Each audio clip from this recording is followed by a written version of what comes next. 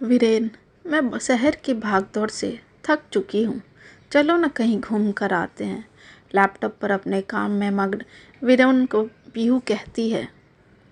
हम की आवाज़ धीमी आवाज़ के साथ वीरेन फिर से अपने काम में व्यस्त हो जाता है और पीहू वीरेन के कंधे पर सिर टिकाए हकीकत से दूर ख्वाबों की दुनिया को महसूस करते हुए खुश होते हुए कहती है, वीरेन, इस बार ना हम शहर से दूर किसी प्राकृतिक जगह पे जाएंगे जहाँ हमारे तुम्हारे सिवा कोई नहीं हो तो बस झरनों की आवाज़ हो, कल कल करती पानी का शोर हो, ठंडी हवाओं का झोंका हो और हम दो प्यार के दीवाने हो। कितना मज़ा आएगा ना वीरेन। मैं तो अभी से ही इतनी एक्साइटेड हो गई हूँ।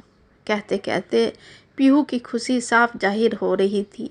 पर ये क्या, पीहू ख्याली पुलाव बना रही थी और वीरेन अपनी दुनिया में खोया था। तब पीहू को लगा कि वीरेन उसकी बात नहीं सुनकर खुद के काम में व्यस्त है, तो उसे बहुत गुस्सा आया और वो ज़ोर से वीरेन के कानों में वीरेन वीरेन चिल्लाने लगी। व्हाट दिस नॉनसेंस पीहू, कोई ऐसे भी चिल्लाता है क्या? वो भी सीधा कान में। पल भर के लिए सुन पड़े कान को अपनी उंगलियों से खुजलाते हुए वीरेन पीहू को कहता है। वीरेन का इस तरह चिल्लाना पीहू को बुरा लग जाता है और वो वहाँ से मुंह फुलाकर अपने कमरे में जाने लगती है कि तभी वीरेन पीहू का हाथ पकड़ लेता है और कान पकड़कर sorry Pihu, I am sorry Pihu कहने लगता है। मेरे कहने का मतलब तुम्हारा दिल दुखाना नहीं था यार। वो तो मैं एक एप्लीकेशन का लास्ट सबमिशन कंप्लीट कर रहा था और तुमने लास्ट मोमेंट पर मेरा माइंड डाइवर्ट कर दिया, बस इसलिए मैं तुम पर चिल्ला दिया। Sorry baby. अच्छा बोलो, क्या बोल रही थी? फिर वीरेन लैपटॉप टेबल पर रख पीहू को बाहों में भरकर उसके गर्दन को चूमने लगता है। मुझे छोड़ो वीरेन, अब मुझे कुछ नहीं कहना। मुझे नींद आ रही है, मुझे सोना है। फिर पीहू वीरेन की आगोश से निकलने की कोशिश करने लगती है। नहीं निकल पाओगी पीहू, मेरे प्यार के बंधन से मत करो मेहनत डार्लिंग। ऐसा कहते हुए वीरेन पीहू को थोड़ा ढीला छोड़ता है और जैसे ही पीहू 2 कदम बढ़ाती है, वीरेन खींचकर फिर से पीहू को अपनी बाहों में समेटते हुए उसे धीरे से नीचे की तरफ झुकाता है और उसे प्यारा सा किस देता है। फिर वीरेन कहता है, अच्छा बोलो, कहाँ घूमने चलना है पीहू? देखो अब की बार सिर्फ और सिर्फ तुम्हारी ही बातें सुनूंगा। पीहू भी तो वीरेन की इसी अदा पर अपना सब कुछ वार चुकी थी। उसके प्यार करने का अंदाज पीहू के हर गुस्से पर मरहम का काम करती थी। फिर वीरेन पीहू को सोफे पर बैठाकर उसके घुटनों पर अपनी ठुड्डी टिकाकर पीहू की आंखों में आंखें डालकर कहता है, तो कब चलना है मैडम जी? बस आप हुक्म दीजिए, आपका ये गुलाम आपकी सेवा के लिए आजीवन हाजिर है। अच्छा मेरे जीनी, मुझे अभी के अभी किसी सुनसान जंगल में लेकर चलो, जहाँ सिर्फ और सिर्फ हम और तुम हो, इस शोरगुल से दूर, जहाँ धरती और अंबर का मिलन हो रहा हो, जहाँ हरी भरी वादियाँ हो, साई साई बहती हवाओं का मधुर संगीत हो, कल कल करती नदियाँ हो, झरनों के पानी का सरगम हो। क्या ले चलोगे मुझे वहाँ मेरे जीनी? वीरेन के बालों में अपनी उंगलियों को फिराते फिराते खुली आंखों से उस हसीन वादियों को महसूस करते हुए पीहू बोल रही थी। जरूर मेरी मल्लिका, आपके हुक्म की तामील की जाएगी, पर अभी नहीं, कल सुबह।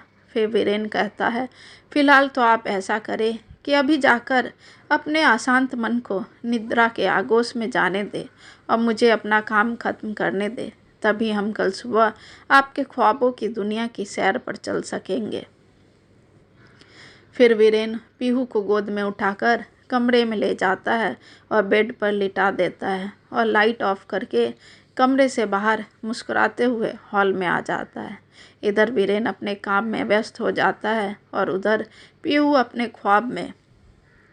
सुबह सुबह वीरेन और पीहू खुशी खुशी इन्हीं हसीन वादियों की सैर पर निकल पड़ते हैं, जहाँ उन दोनों के अलावा कोई नहीं था। जंगल के बीचों बीच ठीक वैसा ही घर था जिसकी कल्पना पीहू कर रही थी। वही हसीन वादियाँ, वही झरने, वही साए साए बहती हवाओं का झोंका बिल्कुल ख्वाब सा था।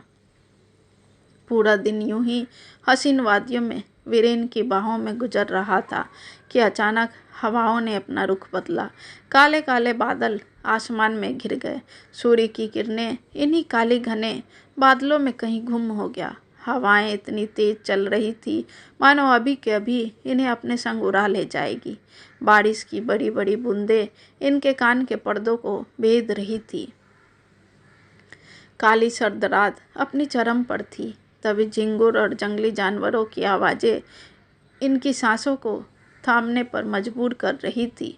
घोर अंधेरा और उस पर से बादलों की गर्जना और बिजली कड़कने की आवाज़ इनके रूह को अंदर से झकझोरने के लिए काफ़ी था कि तभी अचानक पीहू को लगा किसी ने वीरेन को पीहू से छीन कर ले जा रहा है। वह चिल्लाती रही पर उसकी आवाज़ वीरेन तक सुनाई नहीं दे रही थी। वीरेन को अपने से दूर होते देख पीहू अंदर से सिहर उठी। फिर अचानक उसे सकरी गली, तंग गलियां नजर आई जहां चारों तरफ घोर अंधकार छाया हुआ था। पीहू उस अंधकार को चीरती हुई अंदर की तरफ बढ़ती जा रही थी, हाथों में एक छोटा सा लालटेन जिसकी हल्की रोशनी सिर्फ रास्ता दिखा रही थी। अलग अलग की तरह की आवाज़ें पूरे वातावरण में गूंज रही थी, पर पीहू फिर भी अपनी गति से भाग रही थी, मानो उसकी आंखें सिर्फ और सिर्फ अपने वीरोन को ढूंढ रही थी। उसे तो बस उस तक पहुंचना था। तभी हवाओं की चीरती हुई आवाज़ उसके कानों में गूंजती है, पीहू मैं यहाँ हूँ, आओ मेरे पास, आओ पीहू, देखो जन्मों जन्मों से मैं तुम्हारा यहीं बैठकर इंतज़ार कर रहा हूँ। मुझे पता था कि तुम एक दिन मुझसे ढूंढते ढूंढते यहाँ ज़रूर आओगी। आओ पीहू, आओ पीहू। अनजाना सा आवाज़ सुनकर काफ़ी डर गई। उसे समझ नहीं आ रहा था कि उसके साथ ये सब क्या हो रहा है। तभी ट्रेन की पटरी पर गुजरती हुई ट्रेन के डब्बों को आवाज़ गूंजती है। उसकी तेज गर्जना ने पीहू को अंदर से हिला दिया था। कभी किसी की चीखने की आवाज़ तो कभी किसी तेज रोशनी से पीहू के दिल की धड़कनें जोर से धड़कने लगी थी। वो इधर उधर भाग रही थी, खुद को उस खौफनाक मंजर से बचाने की पूरी कोशिश कर रही थी, पर वो अपने वीरेन को कहीं नहीं देख पा रही थी। वो चीख रही थी पर उसके कंठ से आवाज़ बाहर नहीं निकल रही थी। वो रो रही थी पर आंसू आंखों में ही जम गए थे। तभी उसे कुछ दिखाई दिया। उसे एक आदमी की परछाई दिखाई पड़ी। वो हिम्मत करके उसके पीछे पीछे बढ़ने लगी। तभी उसका पैर फिसला और उसे लगा जैसे वो किसी खाई में गिर गई हो।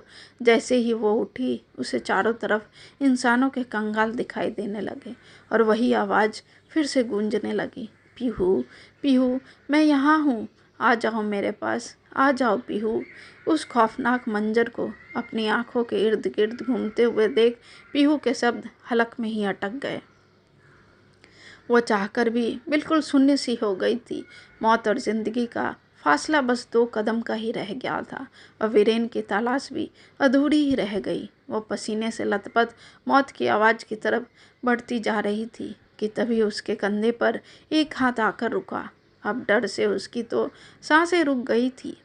फिर वो पीछे मुड़ी और मुड़ते ही उसके मुंह से जोरदार चीख निकल पड़ी और वो बेहोश हो गई। थोड़ी देर में जब पीहू की आंखें खुली तो वीरेन को उसकी आंखों में झांकते हुए पाया, जिसे देखकर पीहू वीरेन के गले लग जाती है और बंद आंखों से निर्जर आंसू की धारा बहने लगती है। आंसू की बूंदें वीरेन को भिंगा रही थी, जिसे महसूस करके वीरेन पीहू को कहता है, क्या हुआ बेबी, कोई बुरा सपना देख लिया क्या जो इतनी जोर से चीख पड़ी। जैसे ही वीरेन ख्वाब कहता है, पीहू उसके सीने से हटकर उसे इधर उधर छूने लगती और कहती है, थैंक गॉड तुम ठीक हो वीरेन और मेरे साथ हो। वादा करो कभी मुझे अकेले छोड़कर नहीं जाओगे, चाहे वो सपने में ही क्यों ना हो। क्या बहकी बहकी बातें कर रही हो पीहू, मैं तो यहीं था तुम्हारे पास और न कभी तुम्हें छोड़कर जाऊंगा। Promise my sweet heart. अब ठीक हो पीहू। चलो छोड़ो पीहू, देख ऐसा क्या देख लिया था सपने में जो इतनी डर गई। हाँ Viren, I am feeling better now. कुछ नहीं वीरेन, बस ऐसे ही। अच्छा चलो अब सो जाओ। कल जंगल के हसीन वादियों में घूमने जाना है कि नहीं? नहीं, पीहू फिर से चीख पड़ती है। फिर मन ही मन पीहू सोचती है, अगर किसी चीज़ को दिल से चाहो तो पूरी की पूरी कायनात उसे मिलाने की कोशिश करती है। आज ये बात मुझे बहुत अच्छे से पता चल चुकी है और उसका हर्जाना भी भुगत चुकी हूँ। इसलिए चाहत उसकी ही रखो जितनी ज़रूरत हो। अच्छा ठीक है बाबा, नहीं जाएंगे बस, कहकर वीरेन पीहू को बाहों में भरकर सो जाता है। और उस खौफनाक मंजर रूपी ख्वाब को देखकर पीहू भी जंगल और हरियाली को अपने दिल और दिमाग से हमेशा हमेशा के लिए निकाल कर फेंक देती है।